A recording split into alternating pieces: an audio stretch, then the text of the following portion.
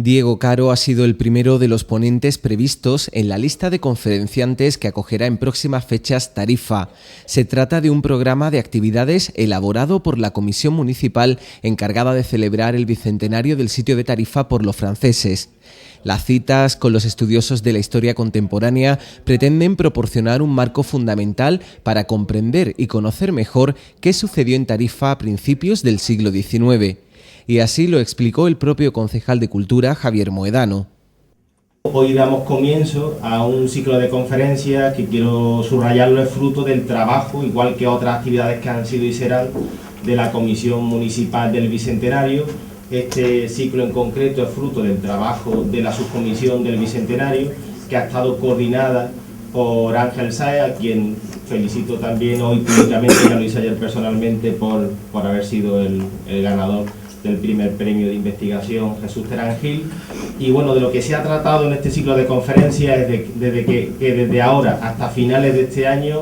tengamos acceso en Tarifa a una serie de puntos de vista plurales, tanto desde el punto de vista ideológico como metodológico, que nos permitan acercarnos no solamente al episodio concreto del asedio francés de Tarifa, sino también al contexto en el que se desarrolla, ¿no? Eso explica, y si atendéis al programa que voy a leer a continuación y que en unos días estará fuera de imprenta, que tengamos ponencias y conferencias de ámbito más general que trascienden el municipio de Tarifa, junto con otras, sobre todo las finales de este ciclo de conferencias, que ya se centran en nuestro territorio, ¿no? Diego Caro es catedrático de Historia Contemporánea en la Universidad de Cádiz y su discurso versó sobre el cambio ideológico de toda una época, una nueva filosofía de vida que motivó la crisis del antiguo régimen. Porque creo que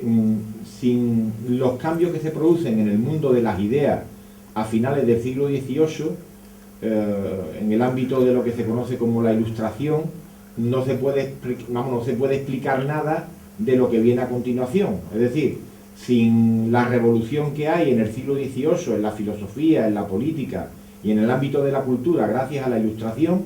pues probablemente, estamos haciendo historia virtual o contrafactual, no hubiera habido Revolución Francesa, como intentaré demostrar a continuación, y si no hubiese existido la Revolución Francesa, no hubiera existido un Napoleón, que es el que provoca la Guerra de la Independencia, y no hubiera existido la Constitución de 1791, que para mí, con independencia de lo que diga el siguiente conferenciante, pues es la que impregna mayormente la Constitución de Cádiz de 1802.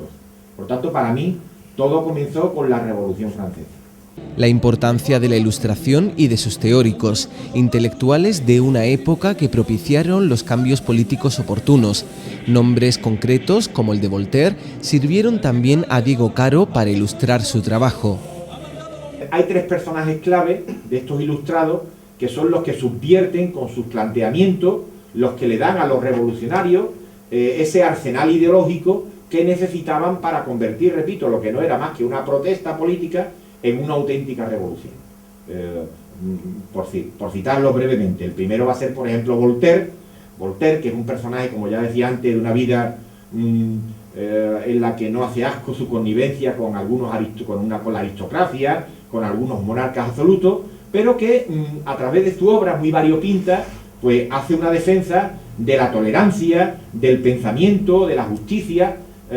todo ello frente a lo que era el dogmatismo, la ignorancia y la superstición, y sobre todo lo que era la hegemonía del clero en la vida social del mundo occidental, hasta el punto de que las críticas religiosas de Voltaire, pues para la Iglesia Católica fueron absolutamente intolerables, y su obra, pues muchas de ellas, o prácticamente todas en algunos momentos, se encontrará en los índices de los libros prohibidos de la Inquisición, de toda la Europa católica.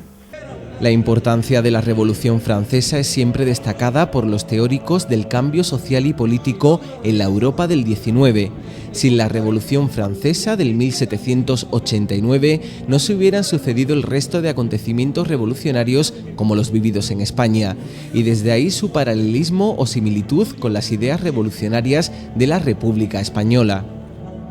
Nunca se ha valorado, bueno, nunca, hoy día sí, es decir, de hecho ya en Francia hay un instituto de historia de la Revolución Francesa que se ha encargado de difundirlo, pero realmente la importancia de la Revolución Francesa para la sociedad occidental es fundamental, Y así lo creyeron, no solamente lo creemos hoy, eso ya lo creyeron así los intelectuales, los escritores y los historiadores españoles del siglo XIX.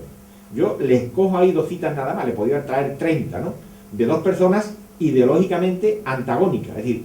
situadas una en el republicanismo federal, como era Pi Margall, político, presidente de la Primera República y también un grandísimo historiador,